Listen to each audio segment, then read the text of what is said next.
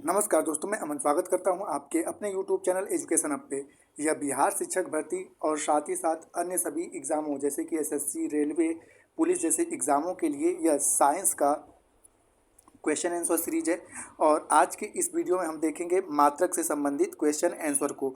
तो एक एक क्वेश्चन को अच्छे से एनालिसिस करेंगे। तो चलिए शुरू करते हैं क्वेश्चन को। यहाँ पे पहला क्वेश्चन पूछा गया है कि शक्ति का मात्रक है, न्यूटन है, वाट है, जूल है या ओम मीटर है।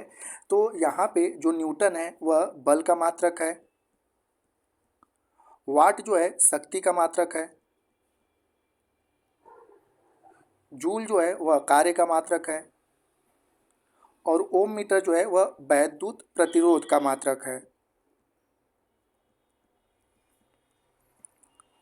तो क्वेश्चन जो पूछा गया है कि शक्ति का मात्रक क्या है, तो सही आंसर होता है आपका बी कि वाट जो है वह शक्ति का मात्रक है। अगला क्वेश्चन पूछा गया है कि प्रकाश वर्ष इकाई है समय की, एम्पियर की, दूरी की या आवेग की। तो समय जो है, समय की इकाई जो है वह सेकंड है। एम्पियर जो मात्रक है वह विद्युत धारा का,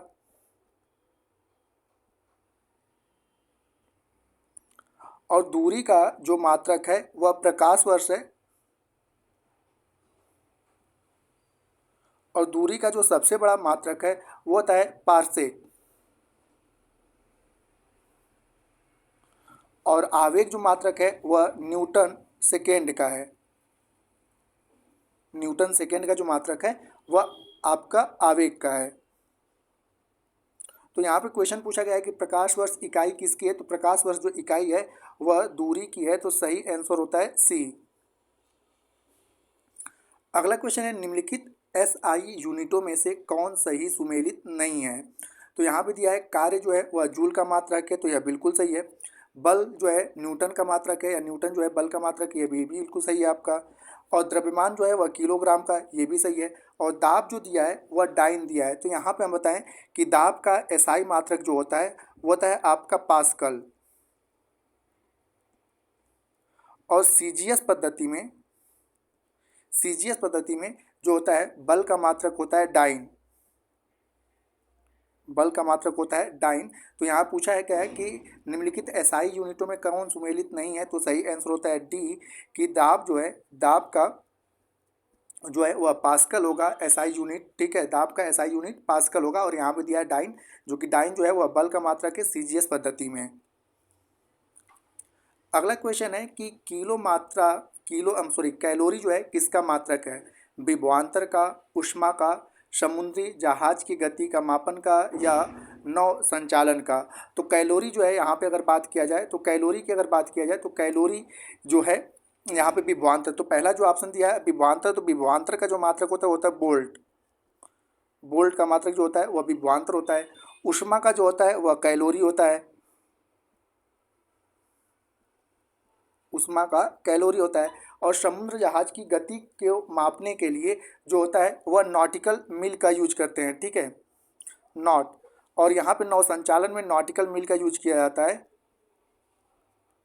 नॉटिकल मील का यूज किया जाता है। तो यहाँ पूछा गया है कि कैलोरी किसका मात्रक है। तो इस प्रकार से सही आंसर होता है कि कैलोरी जो है वह ऊष्मा का मात्रक है, बी।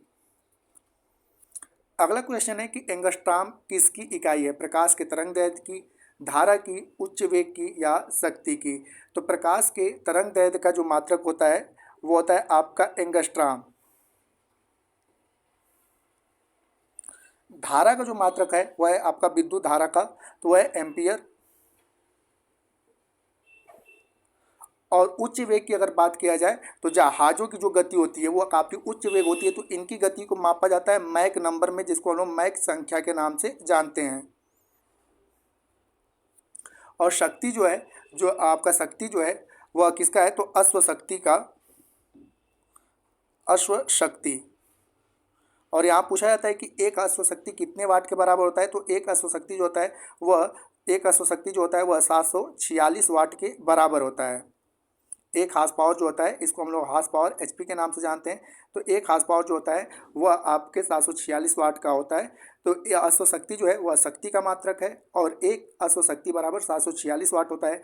हालांकि यहाँ पे क्वेश्चन पूछा गया है कि एंगस्ट्रॉम किसकी इकाई है, तो सही आंसर होता है ए, कि प्रकाश के तरंग दैर्ध्य की जो इकाई होती है वह एंगस्ट्रॉम में मापी जाती है। अगला क्वेश्चन है कि ध्वनि के प्रबलता की इकाई है डेसिबल, सेल्सियस, बार या बैरल। तो ध्वनि के जो प्रबलता की इकाई है वह डेसिबल है। साथ ही साथ बात कर लेते हैं सेल्सियस का, तो सेल्सियस जो है वह ताप की इकाई है। बार जो है वह पारिस्थितिकीय दबाव की इकाई है, यानी कि वायुमंडलीय दाब जो होता है पारिस्थितिकीय दबाव।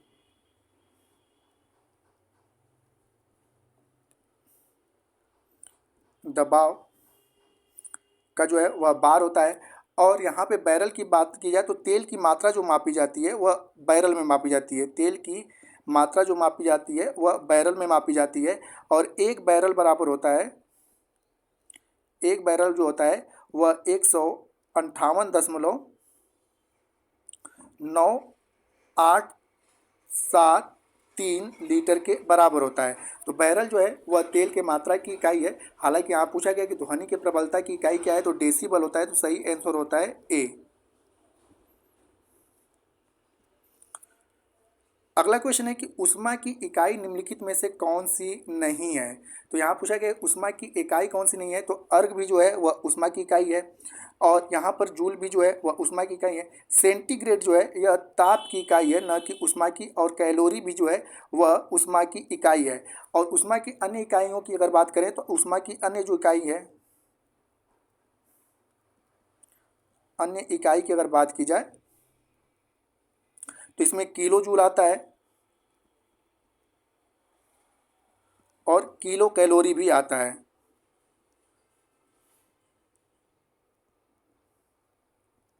तो हालांकि पूछा गया है कि यहाँ पे ऊष्मा की कौन सी इकाई नहीं है, तो सेंटीग्रेड जो है वह ताप की इकाई है, न कि ऊष्मा की इकाई है। तो सही आंसर होता है सी। अगला क्वेश्चन है कि निम्नलिखित में से कौन सा द्रव्यमान का इकाई नहीं है। तो यहाँ पर पिकोग्राम है, मिलीग्राम है, फेम्टोग्राम है और पास्कल है। तो यहाँ पर पिकोग्राम जो है यह द्रव्यमान की इकाई होती है और इसमें होता है कि 10⁻⁻12 ग्राम जो होता है एक पिकोग्राम में होता है, अगर ग्राम में मापा जाए तो। मिलीग्राम जो होता है 10⁻³ ग्राम होता है इसकी मात्रा। फेम्टोग्राम जो होता है वह 10⁻15 ग्राम होता है। और पास्कल जो है यह दाब की इकाई है। तो पूछा है कि कौन सा द्रव्यमान का इकाई नहीं है, तो पिकोग्राम, मिलीग्राम और फेम्टोग्राम जो है वह दाब की इकाई है। पास्कल जो है वह दाब की इकाई नहीं है। तो सही आंसर होता है डी। अगला क्वेश्चन पूछा है कि लंबाई की न्यूनतम इकाई कौन सी है, माइक्रोन, नैनोमीटर, एंगस्ट्राम या फर्मीमीटर। तो एक माइक्रोन बराबर जो होता है वह 10⁻⁻6 मीटर होता है। और नैनोमीटर बराबर होता है आपका, एक नैनोमीटर बराबर 10⁻⁻9 मीटर होता है। और एक एंगस्ट्राम बराबर होता है 10⁻⁻10 मीटर। और एक फर्मीमीटर बराबर होता है 10⁻⁻15 मीटर। तो यहाँ पूछा गया है कि लंबाई की न्यूनतम इकाई कौन सी है, तो यहाँ पे सबसे जो छोटी इकाई है वह फर्मी मीटर है। तो सही आंसर होता है कि लंबाई की जो सबसे न्यूनतम इकाई है वह फर्मी मीटर है। तो सही आंसर होता है डी। अगला क्वेश्चन पूछा गया है कि जल का बहाव मापा जाता है क्यूसेक से, रिएक्टर से, बाइट से या डॉप्सन से। तो यहाँ पे जल का बहाव जो मापा जाता है वह क्यूसेक से मापा जाता है। रिएक्टर से जो होता है वह भूकंप की तीव्रता को मापा जाता है।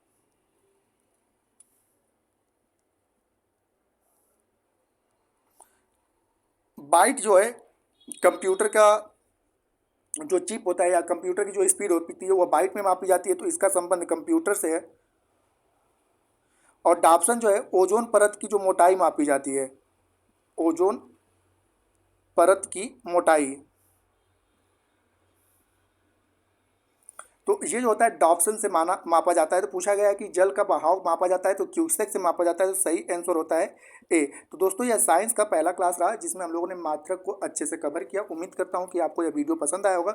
वीडियो पसंद आया तो वीडियो को लाइक करें, कमेंट करें तथा अपने दोस्तों के साथ शेयर करें।